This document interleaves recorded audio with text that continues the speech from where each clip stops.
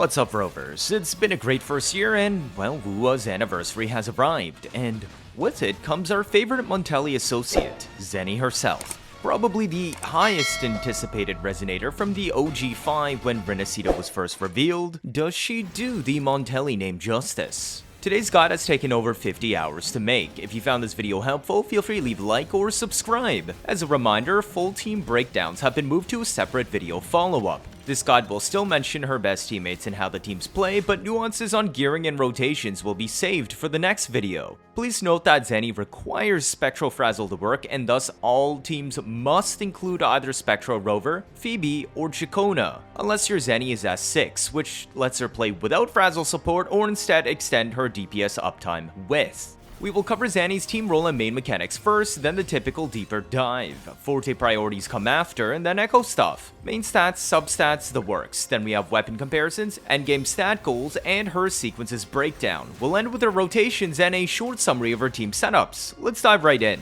Zani's kit is actually quite simple, despite the massive paragraphs. She's a bruiser-style resonator that only works as a main DPS, unlike her premium counterpart, Phoebe, who has two modes. This cements Zani's role in teams and makes team building quite easy. Regardless of mode she's in, she always has access to a counter skill that can deal extra vibration damage to enemy shields if timed correctly for a counter attack. Her kit includes two kinds of Forte resources, Redundant Energy and Blaze. Her Liberation's Inferno mode is her main source of damage and requires Blaze to use its alternate moveset, which is just a stronger Unga Bunga version of her base moveset's normal attack spam, swinging a giant sword instead of a giant shield. Unfortunately, Zani sucks at producing Blaze before S6, which is the main reason why she needs Frazzle supports to convert into Blaze for her. 90% of her field time should be spent in her Liberation, and as I said, she has access to this Ready Stand skill at all times to auto-counter enemies that hit her right after she casts it. Zani's personal damage is similar in raw output to Carlotta and Jinshi and slightly behind Phoebe, assuming she has her signature. However, Zani has access to far stronger team buffs in the form of Phoebe sub-DPS support. Therefore, without Phoebe, Zani teams are rather similar or even slightly behind Carlotta and Jinshi premium teams, due to weaker team buffs. But with Phoebe, Zani teams surpass all other current meta team compositions by about 15 to 20%.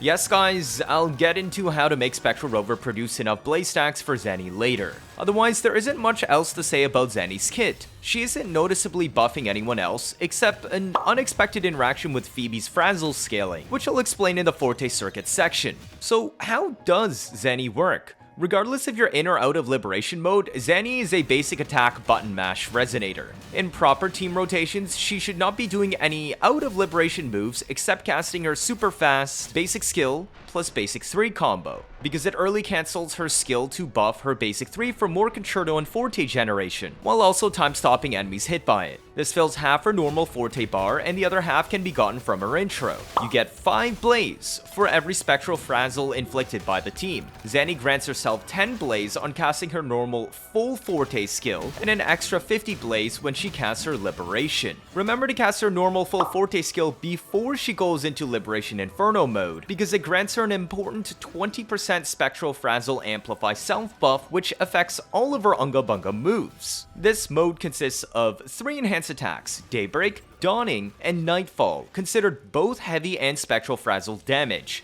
Yes, double typing. Every single move here costs Blaze to use, including her new counter skill. I'm just gonna call them attack 1, 2, and 3 because that's the order you do them in if you spam basic attack. You can only start a new combo of attack 1, 2, 3, or use her enhanced skill counter if you have at least 30 blazes left, shown by the vertical black sword on her blaze bar. If you don't, you'll end up using her non-liberation normal attacks. Otherwise, you need to cast attack 1 to move into attack 2, and then obviously attack 3.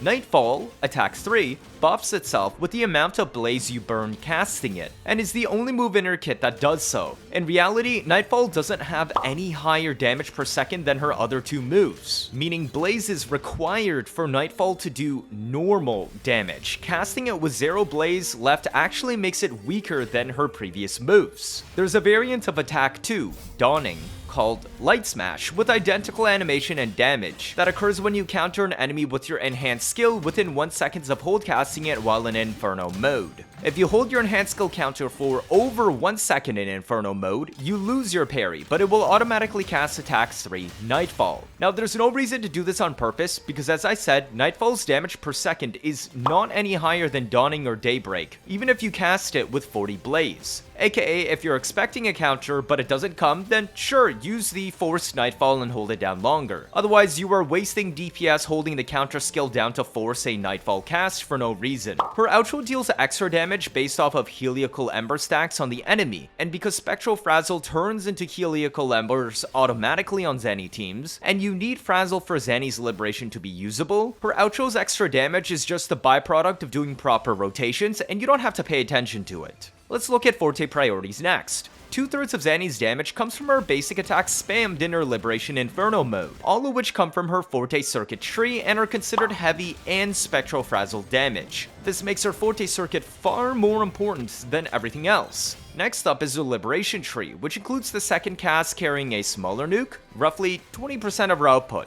The remaining 5% of her damage comes from basic, skill, and intro. None of these really matter, and the only reason you'll cast her basics more is if you don't have enough ER. The missing 10% damage comes from stuff you can't level, being her outro and echo casts. Her inherent skill that gives 12% spectral bonus on intro is nice to have. The 40% DR one isn't that useful and only affects her Inferno mode's counter skill after you've already held it down for over 1 second and lost the 100% damage reduction and ability to counterattack with Light Smash, aka when you hold it down long enough to force Nightfall to cast. Still lost on how her Forte circuit works? No worries, let's dig deeper. Zani has 2 Forte bars, one for outside liberation, called Redundant Energy, and one for inside liberation, called Blaze. The Blaze bar is visible at all times beneath your normal bar, and even when you're off-field on the sidebar because it builds based off of any Spectral Frazzle applied by the team. Now the normal Forte bar for Redundant Energy is only used for buffing Zani. This can be built with Intro, Basic, and Skill. The fastest way to build it is Skill plus Basic 3, which takes less than half a second if you swap off. This grants half your Redundant Energy bar. The other half usually comes from your intro.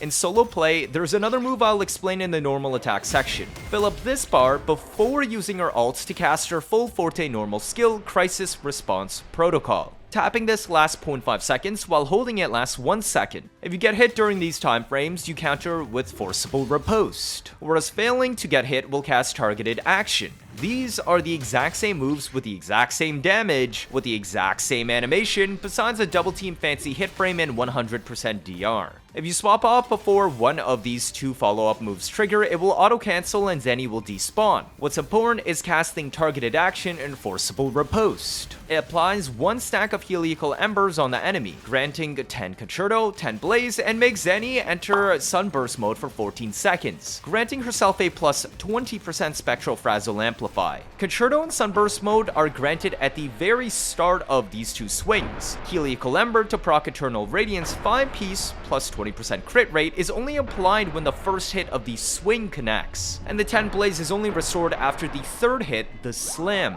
connects. Phoebe teams already cap Zani's Blaze and can Liberation cancel in the first hit for Eternal Radiance 5-piece, whereas Rover teams need the extra Blaze and should wait out the full animation using it as a quick swap window to set up Rover's Forte again. In contrast, Zani's Liberation Forte bar uses Blaze and cannot be built properly by herself. It is used to cast any of her enhanced basics during her Liberation's Inferno mode. All of these moves are considered heavy attacks and Spectral Frazzle damage typing simultaneously. A full basic chain of Daybreak, Dawning, Nightfall in Inferno mode costs up to 70 Blaze for full damage, and you typically do 2 chains. Only the last move, Nightfall, gains damage based off of Blaze stacks consumed from the multi-hits. Nightfall doesn't have any higher damage per second than Daybreak or Dawning, meaning Blaze is required for Nightfall to do normal damage. Casting it with 0 Blaze left actually makes it weaker than Daybreak or Dawning. There's a variant of attack 2, Dawning, called Light Smash, with identical animation and damage that occurs when you counter an enemy with your enhanced skill within 1 second of hold casting it while in Inferno mode.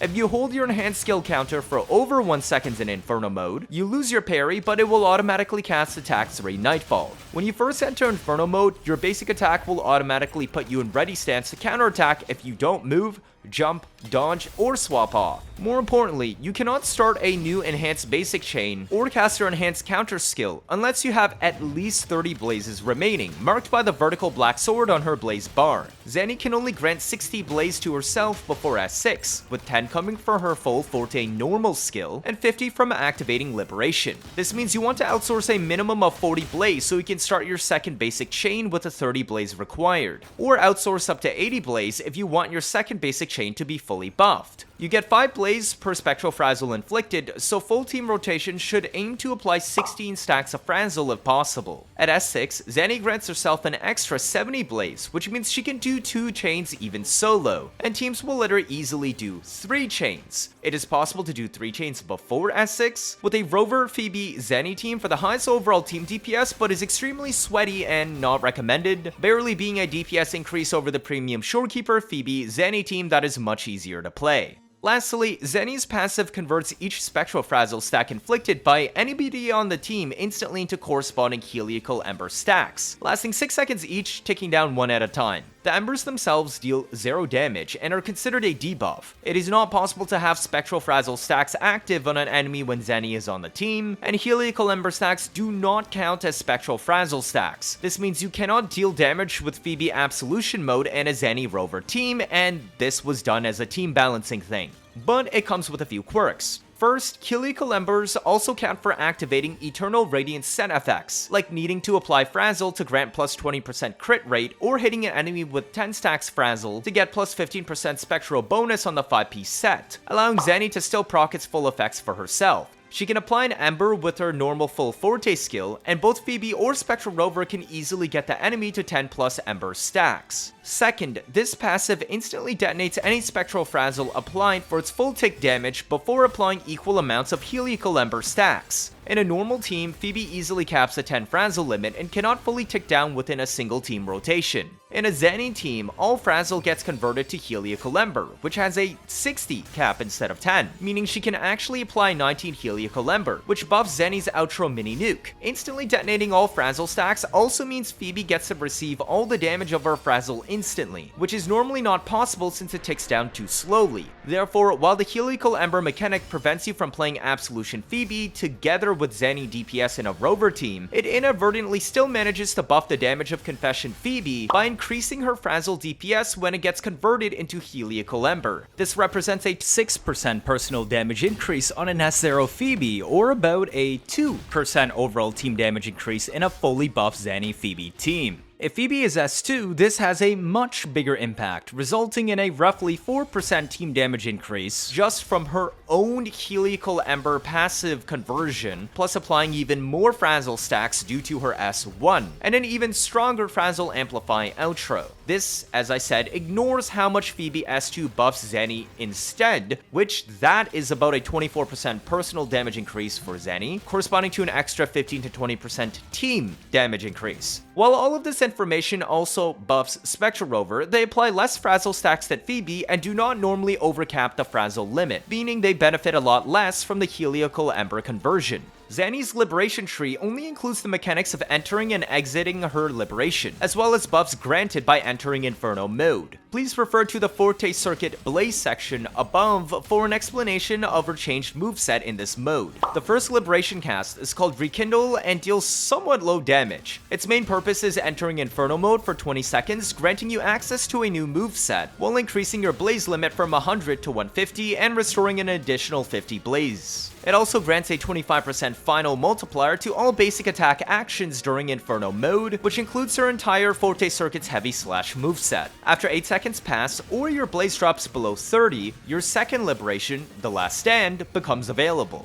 Casting this ends Inferno mode. Both of these moves are considered ordinary Liberation damage and are not Frazzle or heavy. Last Stand instantly cancels any active moves, so make sure your Nightfall actually lands its slam hitbox before you cast this. Zani's Resonant skill tree only includes her non-Inferno mode skill casts. This includes her standard shield counter move castable at any time on a 5 seconds cooldown, which produces Concerto itself. If you get hit in the first 1.75 seconds after you cast this, you will take 0 damage and counterattack the enemy while they are time stopped. Its main use is actually how quickly you can cancel it into basic 3 and swap off, which buffs it with a funny gear shape on the final hit. This makes basic 3 produce an extra 10 redundant energy, time stopping the enemy for 2 seconds, and is your main quick swap combo for setting up Zani. The full skill plus basic 3 combo produces exactly half of her normal Forte bar, and can be combined with the intro skill to instantly fill it. If your redundant energy bar is full, Zani's skill changes to Crisis Response Protocol instead. Note that this move does not produce Concerto. However, if you get hit in the first 0.5 seconds on tap, or 1 second on hold,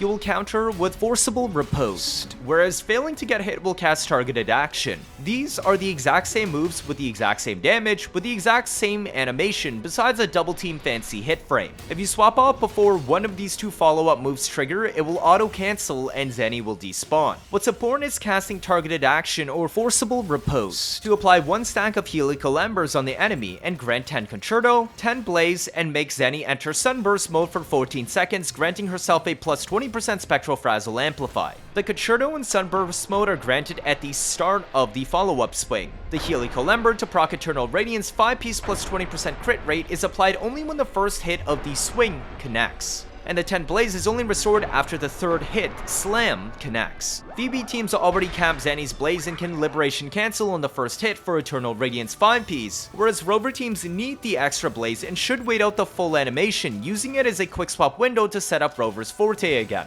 Zani's normal attack skill tree is useless for damage. Basic 3 is used right after the normal skill for generating Forte and Concerto quickly on quick swaps. Alternatively, in solo play, waiting 0.1 seconds after Basic 3 completes, aka when her chair begins to appear, before basic attacking again will let you cast Breakthrough. This move throws her shield forward and is the fastest way to fill her Forte if you don't have intro, giving you easy access to a full Forte bar for proccing Sunburst mode and restoring 10 Blaze. Zani's intro has slightly higher than normal damage, which means it is still useless. You only cast this to benefit from her plus 12% spectral damage bonus inherent skill, and fill half her redundant energy Forte, neither which scale with investment. Zani's outro does 2 things. The first is a 150% motion value hit that is multiplied by an extra final 10% for every Heliacal Ember stack the enemy has on them at this moment. Phoebe teams will typically see 17 to 18 stacks active when Zani outros, whereas Spectral Rover teams will see around 10 to 12 stacks. Enemies that have Embers on them will receive 20% amplified spectral damage to them for the next 20 seconds. The buff is on the smaller size, as it almost always expires before Zani can come back and fully finish her first Nightfall basic chain, and both Phoebe and Rover deal far less damage than Zani. Zani's inherent skills are pretty straightforward. The first, Quick Response, grants her 12% spectral damage for 14 seconds when she intros, whereas the second, Fear No Pain, grants her 40% damage reduction while in Ready Stance. Normally, you have 100% DR in Ready Stance already, but if you're in Inferno mode and hold down Enhanced Skill, you can extend Ready Stance beyond 1 second up to 2 seconds to force a Nightfall cast. During this time, you lose the 100% DR and the ability to counterattack, and this is where the 40% damage reduction inherent skill applies. In other words, this inherent skill is almost never useful. For minor notes, Zani brings 12% attack and 8% crit rate, which lets her reach 100% crit rate with these when combined with the Eternal Radiance 5-piece plus 20% crit rate set effect. Echo set discussion time? Use Eternal Radiance on Zani. Capitaneus is about a 3% damage increase over Nightmare Morning Ikes, because Zani is 2/3 heavy damage, and Nightmare Ikes cannot deal double damage because it does not treat Heliacal Ember stacks as Frazzle. Farm for Capitaneus if you haven't finished your build, but not needed if you already had a fully built set. Don't use Celestial Light. It is a 15 to 20% personal DPS loss, the biggest yet from using an alternative set. If you must use Celestial Light, cast canceling Morning Ikes is better DPS than waiting out the transformation or using Jue, due to the 12% Spectro and Liberation buffs taking priority. For main stats, the usual culprits, Double Spectro and Spectro Attack, are roughly equal if you're using any 5-star weapon except Abyss Surges. Otherwise, Double Spectro on Abyss Surges is 3 to 4% better as Zero or any 4-star weapon. Her first sequence grants her a 50% Spectro damage buff for the bulk of her DPS rotation, so you should be be using Spectral Attack if you're going for that. The 4 cost can be crit rate if you're using a crit damage weapon because it lets you reach roughly 100% crit for guaranteed damage once the 5-piece Eternal Radiance set is active, with optional Shorekeeper. Crit damage instead still lets you reach roughly 70 to 75% crit rate without Shorekeeper and 85% crit rate with. But if you're going for S2, which grants her 20% extra crit rate permanently, then you should always be using a crit damage 4 cost to avoid overcapping. Now, Zani is a subpar energy producer as a main DPS and requires higher ER requirements than what we're used to. It isn't as big of an issue as Jian or Brant, but she will want 120 to 125 ER in most setups. If you cast her skill plus basic 3 combo twice per rotation, once during quick swap, and again right after Liberation ends, you only need 120 ER. If you cast it only once, then you'll need 125 ER. This assumes you're also casting her Echo for energy. This also affects her teammates, meaning a Phoebe on a Zani team will now want 120 ER instead of 110. Once you have her ER sorted, you can chase attack percent and heavy percent substats due to her 65% heavy damage ratio. Attack flat is roughly equal to heavy percent on Zani. Zani weapon options aren't great. Then again, gauntlets were never a good weapon class. Luckily, you can leverage 5-star standard Abyss Surge's ER passive to make gearing her easier. Otherwise, because there are no good non-signature crit gauntlets, it's basically 5-star options only. Let's look at her signature first. Blazing Justice is perhaps the most craziest signature so far, being the first to sport an Amplify buff on it, except Phoebe's. But this is notable because both of them have Frazzle Amplify buffs on the weapon, and Zani is the only DPS that actually uses Frazzle typing as her main source of damage. Every move in her Inferno mode is considered both heavy and spectral Frazzle damage, so having access to an otherwise undiluted stat on the weapon makes Zani's signature the biggest jump of any signature ever. Its only notable dilution is Phoebe's outro kit itself, carrying a massive plus 100% Frazzle Amplify to the team. But even if you include Phoebe as part of Zani's calculations, R1 Blazing Justice is still a 27 to 29% improvement over R1 Abyss Surges, which is still a bigger improvement than most signatures on any kind of unit. You might think this makes her weapon a must pull, but actually it isn't. Look at this. While R1 Blazing Justice is a 40% improvement over R1 Abyss Surges, pulling Phoebe herself increases Zani's personal damage by 73%. Yeah, that much. If you're adamant on increasing your Zani's damage, pull Phoebe first. And remember, even Zani buffs Phoebe's damage slightly. Realistically though, that's not the real reason you're pulling Phoebe. She applies stacks more easily than Rover, requiring less quick swap, and has far more generous hitboxes as well. If you've ever played Spectral Rover, you know exactly what I'm talking about for heavy attack and Forte move hitboxes on her. Otherwise, yeah, if you already have Phoebe and also pulled Zani Sig, then that will more than double your Zani's damage output, sitting at 223% scaling versus Zani alone and no signature. I did say Zani Phoebe is the strongest team we have as of this patch, right? Her next best options are Tragic Comedy and Verity's Handle. Tragic Comedy is far better for her since it carries a 48% heavy damage bonus. If anything, R1 Tragic Comedy is Zani's signature weapon, if we want to talk about pre-Brant era signature power scaling, because it sports the typical 18% improvement over R1 Abyss Surges for a unit that is 65% heavy damage. It seems like Kuro is on a trend to make new signature weapons way stronger for their intended carrier, and Zani is the first time they did it with a main DPS instead of sub-DPS Brant and Cantarella. Because only 20% of Zani's damage is Liberation, Verity's Handle is somewhat weak, but at least it carries crit main stats, parsing roughly 9% improvement over R1 Abyss Surges. For 4-star weapons, you are somewhat screwed. There's the craftable Legend of Drunken Hero, which has 100% uptime on Zani teams, due to enemies constantly having Heliacal Embers on them by the time she intros. It's the best R1 and R5 4-star gauntlet. R5 is accessible by crafting, but why bother when R1 Abyss Surges is always there and helps to fix her ER problems? Everything else is worse. Zani doesn't even do much Liberation damage, so the Battle Pass Stone Art isn't great either. Celestial Spiral gets close to Drunk Hero, but is a gacha-only weapon. For 3-star weapons, Gauntlets of Knights is slightly better than Originite Honor. If you manage to achieve all that we've discussed so far, then her endgame substats before any bumps should look a little bit like this. Do keep in mind these are scaled to level 90 with maxed out Forte, so it could take some time to reach this. Zani sequences are straight damage buffs to her kit that do not change any functionality until S6. Solo Zani gameplay in hard content is not self-sufficient in Blaze production until S6. None of her sequences are crazy big improvements, most are decently sized jumps that carry good quality of life, except her S5 being borderline useless. Any of her sequences are a good stopping point, but S1 and S2 are slightly more front-loaded. All math was done assuming R1 Blazing Justice. Note that all values are quoted in vacuum and will be slightly diluted in full team comp rotations. Zani's S1 grants herself a massive plus 50% spectral damage for 14 seconds whenever she casts her full Forte normal skill, and follows up with targeted action or forcible riposte. You already use this to activate Sunburst modes plus 20% Frazzle Amplify every rotation anyways, so it's just a free bonus buff. This swings her builds in favor of Spectral Attack 3 cost by 1 to 2% if you're using a 5-star weapon. Otherwise, it makes it equal to double Spectro. S1 is 1.21 times as strong as S0. S2 gives her a permanent unconditional plus 20% crit rate. If you weren't using a crit damage 4 cost, you absolutely should now because S2 Zani overcaps 100% crit rate very easily. It also increases the motion value of targeted action and forcible riposte by multiplicative 80%. On Phoebe teams, it makes zero difference to overall DPS if you cast this or cancel it early, so we don't care. On Rover teams, you're quick swapping during this cast anyways to set up more Frazzle, so it's just free damage.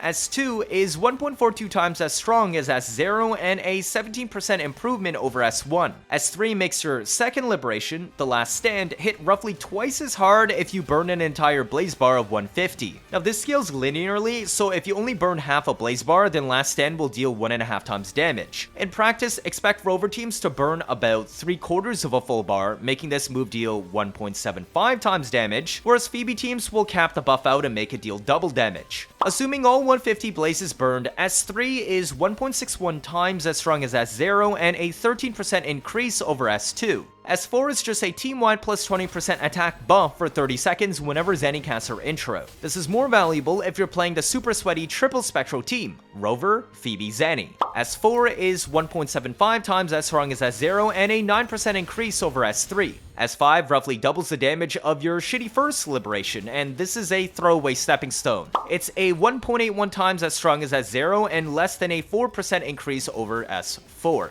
S6 is the money shot, making your Liberation Heavy Slash moveset hit harder and more importantly restores 70 Blaze once whenever you drop under 70 while in Inferno mode. AKA you can now cast an extra Nightfall basic chain with full scaling. This lets you do 3 Nightfall combo in a normal healer plus Phoebe or Rover team without needing to resort to a Phoebe plus Rover sweaty team to pull it off. You also become indomitable to death for the first 8 seconds after casting Rekindle, leaving you with 1 HP. S6 is 2.04 times as strong as S0 by DPS, but because it also extends your rotation, it has a damage per rotation value of 277% versus S0. S6 increases Zani's rotation time from 12.4 to 16 to 17 seconds overall. It's time to go over Zani's rotations. They're almost all identical and only vary in 2 ways. There is the standard rotation, but you can move the full Forte skill before Zani's intro, since Phoebe's outro Amplify doesn't expire on swap and lasts a full 30 seconds, letting you quick swap in Phoebe's rotation to speed up the team.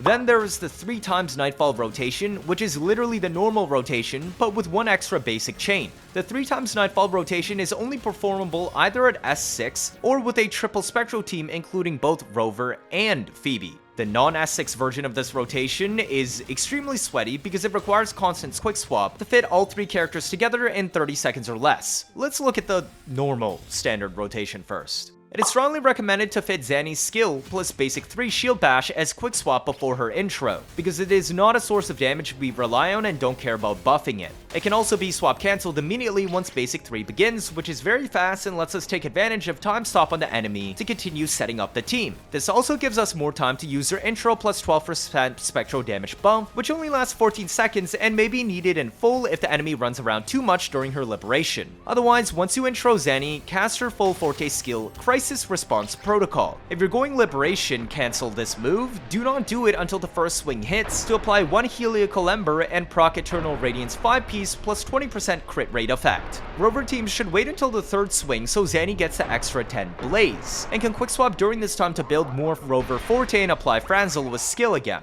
Cast your Echo 2 during this time and then first Liberation. If you're expecting to get hit, hold or tap skill right before it reaches you to counterattack and skip to the second move in the basic chain. Otherwise, spam basics until you have completed the 3-hit combo twice. Then cast Liberation again for final stand. If you're running 120 ER, recast normal skill and basic 3 before you outro cancel. You don't have to do this if you're on 125 plus ER. Because of how long the Nightfall animation is, being 3 swings in a row with a single input that takes over 2.5 seconds to perform, Rover teams should take advantage of this move each time to either build Forte with quick swap heavy attacks or expend Forte with quick swap enhanced skill to apply Frazzle and grant Zani more blaze stacks before the final Nightfall hit lands. As a reminder, the in-depth version of Zani's team building will be in a separate video since it takes an enormous amount of time to get team data and rotations done. If you want an early peek, I already refined several team rotations in the Zani spreadsheet. Because Zani is reliant on Spectral Franzel to funnel enough blaze stacks for Liberation, all Zani teams before S6 must include either Phoebe or Spectral Rover, and in the future, Chikona is also an option. Chikona is expected to be a Spectral Rover replacement in Zani teams when she drops, and she cannot fully substitute Phoebe's synergy with Zani. Rather, she would be the easier to play Spectral Rover tier team. On the plus side, besides Mortefi setups, Zani teams are pretty quick swap friendly, with more clear and generous windows than Phoebe DPS setups, as almost no buffs are restricted on swap, and Zani has some extremely long move casts, such as Nightfall or her full Forte normal skill moveset that's used to activate Sunburst. This makes scaling DPS on Zani setups a lot more accessible versus the many small and short window improvements possible in a Phoebe DPS rotation. While triple Spectro with Rover Phoebe Zani is possible, it is not advised for the average player due to rotation complexity. Zani prefers Shorekeeper over Verina due to letting her reach 100% crit rate in certain Echo setups, and matching her 25 seconds Liberation cooldown that locks away her DPS. Zani also doesn't have a mandatory intro requirement, reducing the benefits of Verina double intro setups. However, Verina does allow some extremely fast and experimental Phoebe Zani rotations. And Phoebe Zani teams, quick swap is not mandatory because Phoebe can quickly apply all of her Spectral Frazzle stacks in succession, unlike Spectral Rover. One Phoebe rotation also easily overcaps Zani's outsourced blaze requirements, making quick swap's sole benefit being trying to reduce team rotation times down to 25 seconds to align Liberation cooldowns. Otherwise, a typical Phoebe Zani team takes about 26 to 27 seconds to rotate. In a quick swap setup, you still want to get Phoebe's outro up ASAP the first time because the plus 100% Frazzle amplify is too valuable. Luckily, it lasts a big 30 seconds. As a reminder, because Zani is a subpar energy producer, it will increase Phoebe's typical ER requirements from 110 to 120 ER. Zani's damage is so high that there is no difference whether Phoebe uses Eternal Radiance or Moonlit Clouds despite her dealing actually decent damage. In Spectral Rover Zani teams, cooldowns on Rover's Forte skill becomes a problem. You can only cast it once every 6 seconds and you also need to have enough Forte to do so. Rover also produces far less stacks than Phoebe, giving only 10 Frazzle per standard rotation versus Phoebe's 19 in Confession mode. As a result, it is preferable to try and charge extra Forte and cast extra Forte skills to both further increase Rover's and Zani's personal damage output. This results in a more quick swap focused playstyle. While it is possible to run non-swap and do a simple 2 Forte skill rotation on Rover, this is the weakest iteration of the Rover Zani team and it only requires a little bit of extra practice to pull off a 3 Forte skill rotation, since Zani herself has 2 really big quick swap windows in Nightfall. Each takes over 2.5 seconds to cast. Aim to do 3 Forte skills on Rover per rotation as the standard to produce 60 extra blaze for Zani. 4 times Forte skill is optimal but will require very good timing. You'll aim to fit 1 Forte skill when Zani is setting up Sunburst with her full Forte normal skill, and during each Nightfall cast if possible. Spectral Rover is a pretty good energy battery, and the 3rd Forte skill makes up for not giving them intro in this kind of team. This lets us double intro Shorekeeper to speed up our rotations. Alternatively, you can give Rover an intro regardless if you're using Moonlit set on them instead of Eternal Radiance, letting you outro buff Heron onto Zani directly.